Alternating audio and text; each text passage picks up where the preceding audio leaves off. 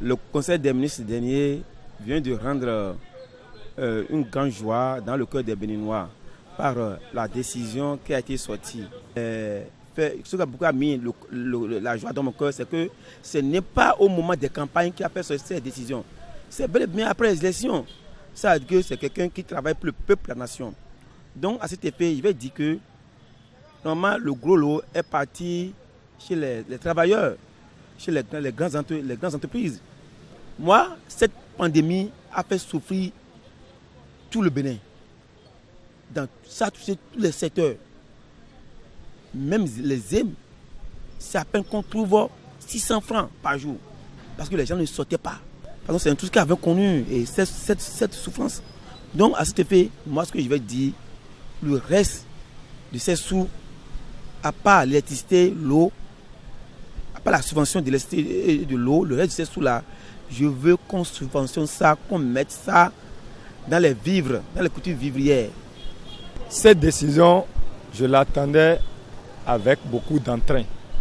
Et c'est le lieu de remercier le chef orchestre, le président Patrice Talon et tout son gouvernement pour avoir montré une fois encore aux yeux du monde et toute la nation béninoise qu'il a le contrôle.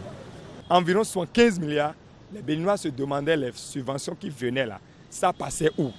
Et aujourd'hui, les gens doivent pouvoir remarquer que cela existe et une gestion rationnelle en a été faite. Je ne peux que remercier le président et son gouvernement. Je ne peux que demander aux citoyens d'être toujours dans l'entente et de croire en leur président. Et je ne peux que dire pour finir que ceux qui restent, s'il y a encore des subventions qui vont venir, que le président essaie d'orienter ça en termes de produits vivriers. Pourquoi pas ne pas convertir ça en termes de l'eau en nature comme le riz ou le maïs, où on peut aller déposer à l'arrondissement et chaque ménage viendra chercher. C'est encore possible, puisque c'est ça qui va maintenant, de manière physique et palpable, orienter cette action du gouvernement. Si l'argent peut suffire, qu'ils aillent aux côtés de ceux-là qui ont ouvert des cabinets médicaux, les docteurs qui ont des cabinets, que les subventions aillent de leur côté parce qu'ils jouent un grand rôle dans la société.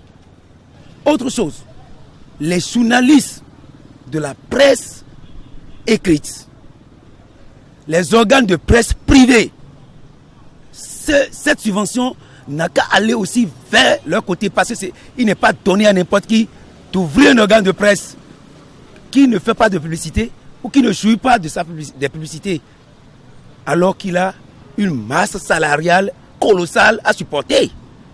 Donc cette subvention est la bienvenue aussi pour la presse privée, organes de presse, presse écrite, audiovisuelle, radio et autres, que cette subvention aille là.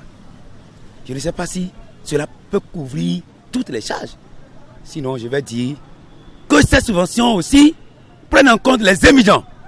Ceux-là qui ont perdu leur emploi et qui conduisent aujourd'hui. Parmi les émigrants, il y a beaucoup de cadres, des doctorants, des bacheliers qui sont là.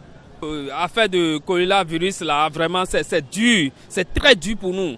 Et il sait. Et lui-même, il circule. Il prend les véhicules, il circule partout. Il circule partout, on voyait. Donc, sous les chantiers, partout, marché, il passe partout. Et il regarde tout. Il entend tout lui-même. Donc, c'est pas qu'ils viennent dire qu'il fait ceci, il y a ceci, il y a ceci. Si les renseignements ne travaillent pas bien, lui-même, il est plus que renseignement. Il est plus que renseignement. Donc, moi, je suis très content. Et tous les Béninois, s'ils ont commencé, celui qui n'est pas content, à bientôt, ils vont commencer par être contents. Et son popularité va augmenter encore.